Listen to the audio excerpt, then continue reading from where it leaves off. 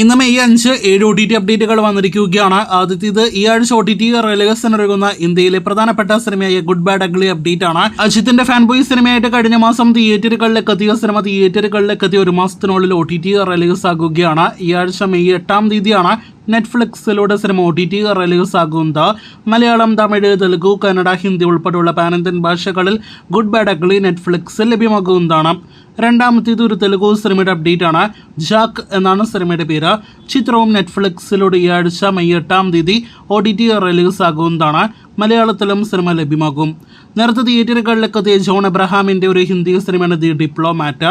ചിത്രം നെറ്റ്ഫ്ലിക്സിലൂടെ ഈ ആഴ്ച മെയ് 9 OTT റിലീസ് ആകുമെന്നാണ് നിലവിൽ വന്നിരിക്കുന്ന അൺഒഫീഷ്യൽ അപ്ഡേറ്റ്. അടുത്തത് തമിഴിൽ നിന്നും ഡയറക്റ്റ് OTT റിലീസിനൊരുങ്ങുന്ന ഒരു സീരീസ് അപ്ഡേറ്റ് ആണ്. ദേവിക ആൻഡ് ഡാനി എന്നാണ് സീരീസിന്റെ പേര്. സീരീസിന്റെ OTT പ്ലാറ്റ്ഫോമിന്റെ ഭാഗത്തു നിന്നുള്ള ഒഫീഷ്യൽ പോസ്റ്റർ ജിയോ ഹോട്ട്സ്റ്റാറിന്റെ ഭാഗത്തു നിന്ന് വന്നിട്ടുണ്ട്. അടുത്തത് ജിയോ ഹോട്ട്സ്റ്റാറിലൂടെ OTT റിലീസിനൊരുങ്ങുന്ന ഹിന്ദി സിനിമയുടെ അപ്ഡേറ്റ് ആണ്. കേസരി ചാപ്റ്റർ 2 എന്നാണ് സിനിമയുടെ പേര്. ചിത്രം ജൂൺ മാസത്തോടെ ഹോട്ട്സ്റ്റാറിൽ ലഭ്യമാകുന്നതാണ്.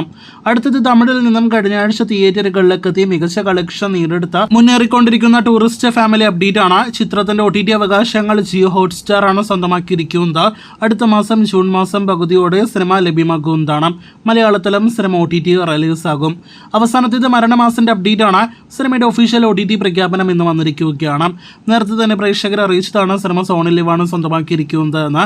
മെയ് മാസം അവസാനത്തോടെയാണ് OTT റിലീസ് പ്രതീക്ഷിച്ചതെങ്കിൽ ഇപ്പോഴത്തെ അതിനും മുന്നേ തന്നെ സിനിമ OTT റിലീസ് ആകുകയാണ്. ബേസിൽ ജോസഫ് നായകനെ എത്തിയ മരണമാസം ഈ മാസം മെയ് 15 തീയതി, അതായത് അടുത്ത ആഴ്ച OTT റിലീസ് ആകുന്നതാണ്. സോണി ലിവിലൂടെ സിനിമ മലയാളത്തിന് പുറമെ പാൻ ഇന്ത്യൻ ഭാഷകളിൽ OTT റിലീസ് ആകും. കാത്തിരിക്കാം മരണമാസനായിട്ട്.